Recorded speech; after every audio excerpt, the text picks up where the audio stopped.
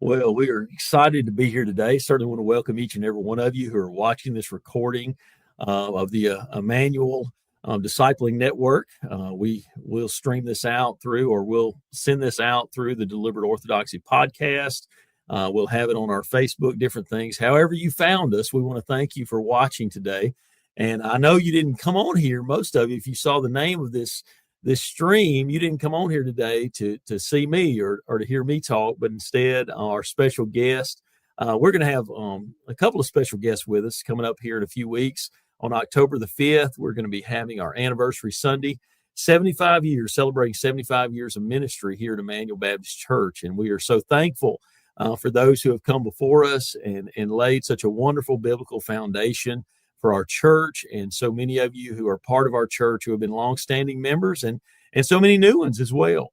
And so I want to introduce you today, or help you remember and also celebrate the ministry of Brother Sam Wheat, who was with us for some time. I'm not going to say much about him now, but I'm so thankful to have him with me, and we are looking forward to having him with us on the 5th when he will be here helping lead us in worship. And so I'll bring Brother Sam on at this time.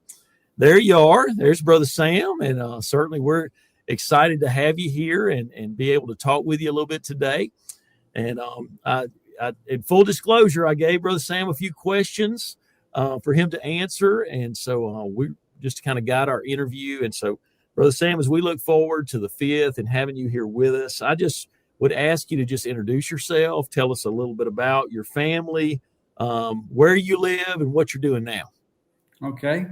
Well, I am Sam Wheat, and we live in East Mountain, which is a little community just outside of Longview, Texas.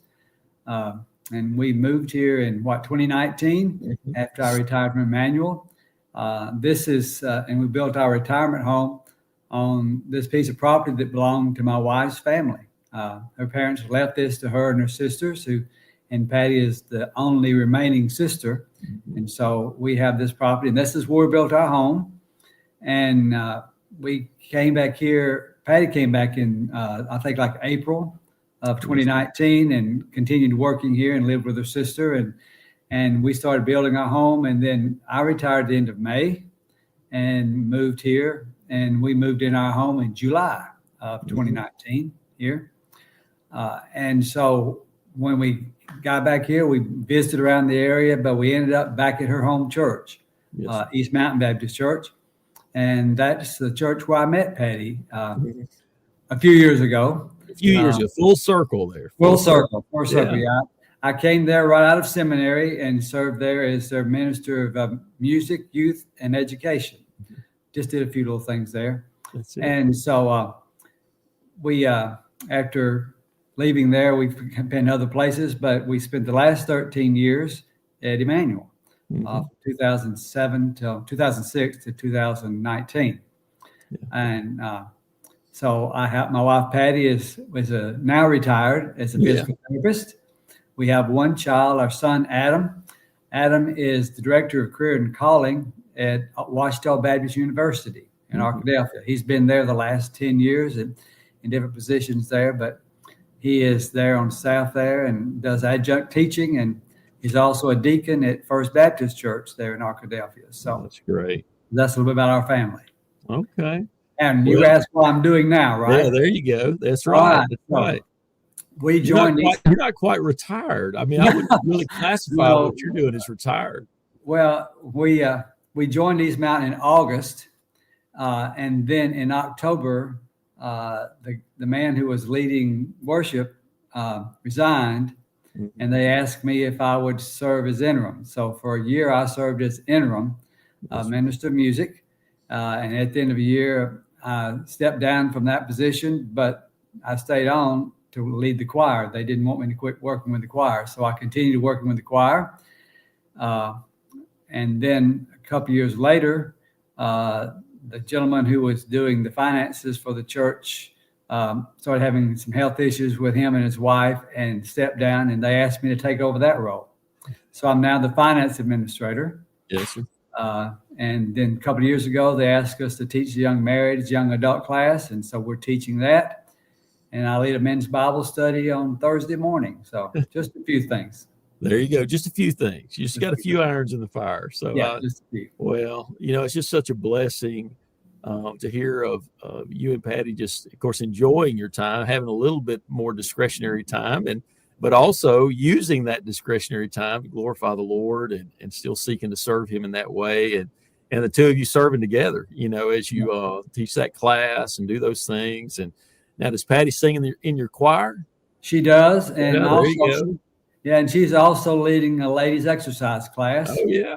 She does that 2 days a week, Monday morning and Thursday, Monday evening and Thursday morning.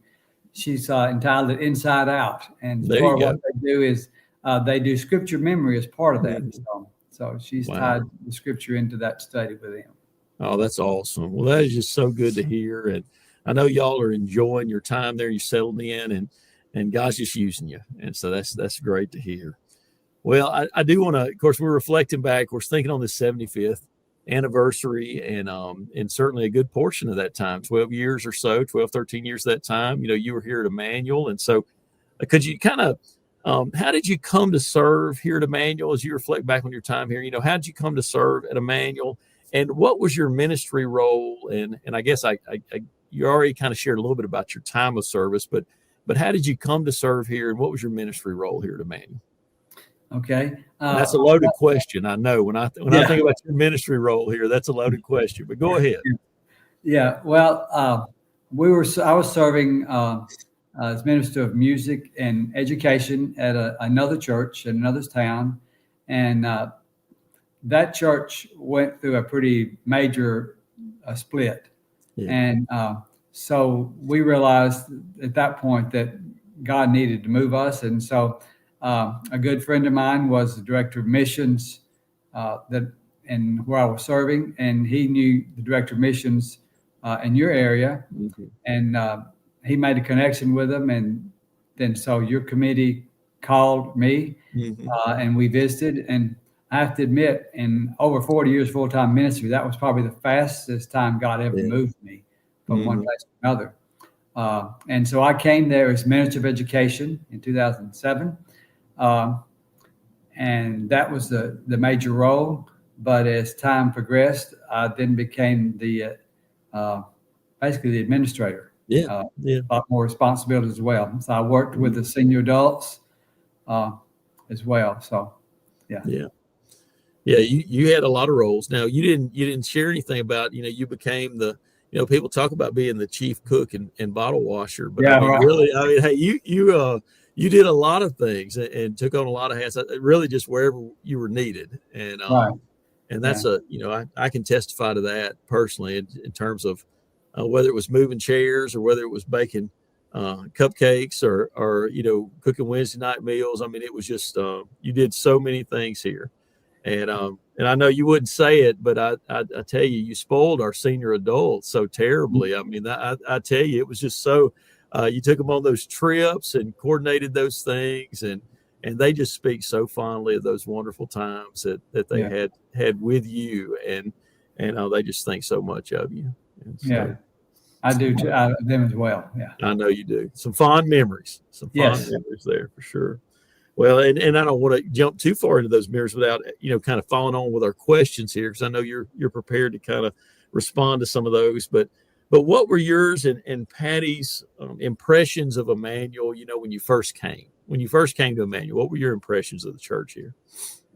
Well, what we found was a really loving group of folks, mm-hmm. very accepting to us, because we were hurting a little bit because we had some good friends and there were really two strong power groups that kind of got at odds with each other, and that's why that church split. And we had friends on both sides. As a matter of fact, two churches formed out of that. And when we left there, we had, both sides did a going away thing for us, and we got gifts from both sides. So it was really, so I felt like we had a good relationship with everyone on both sides, but we were hurting because that was, when you're in part of a church, that's family. It's a church. So I found Emmanuel to be very loving and very caring and very accepting. And so it was just a healing time for us in that sense.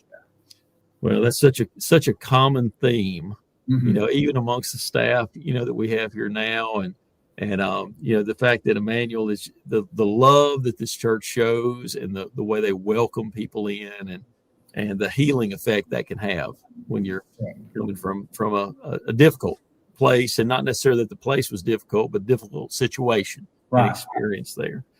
Well, just share some of your, if you don't mind. And I know I sort of alluded to some things. I have trouble keeping my mouth shut, but what were some of your fondest memories of your time here? And then as we think about that, what were the high marks, or the things that you're thankful that you experienced, here at Emmanuel?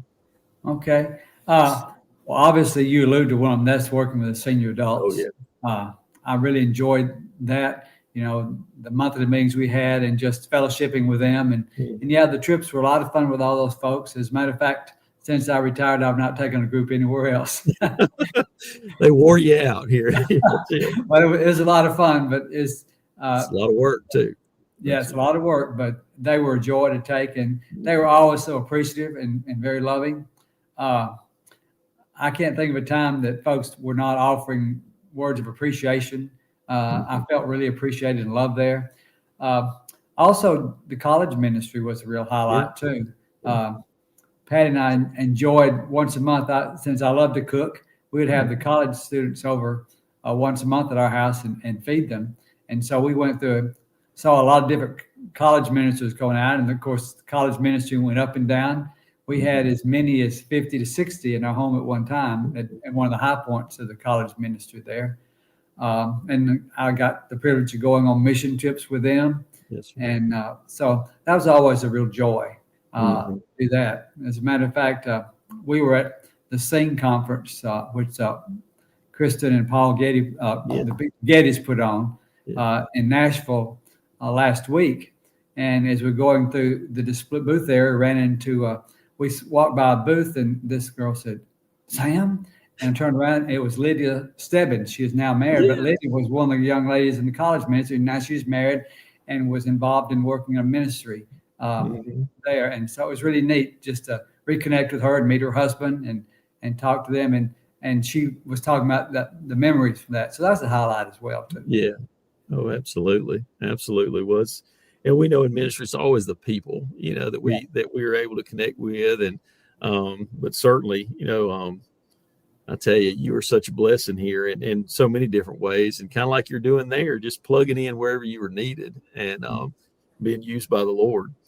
Well, as we think about, we're about to have this 75th anniversary celebration, and we have those. I think at one time y'all were having those anniversary Sundays every year. We chose to kind of go to them on the 5th year, and try to give a little more time and attention to those things. And certainly 75 years is quite a milestone. But as you think about Emmanuel, and certainly you were here, for a good long period of time, and I feel like the DNA of the church. Things do change, but so many of those same people are here. And do you have any words of encouragement for the church as we prepare to celebrate 75 years of witness, here in Ruston?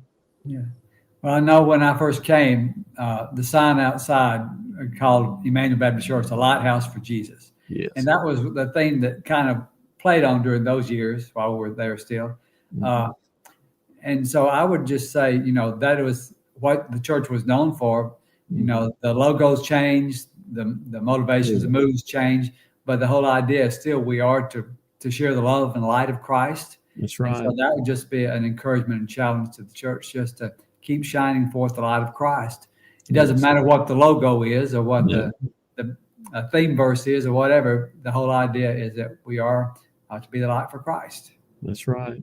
That's right. That's right. Amen.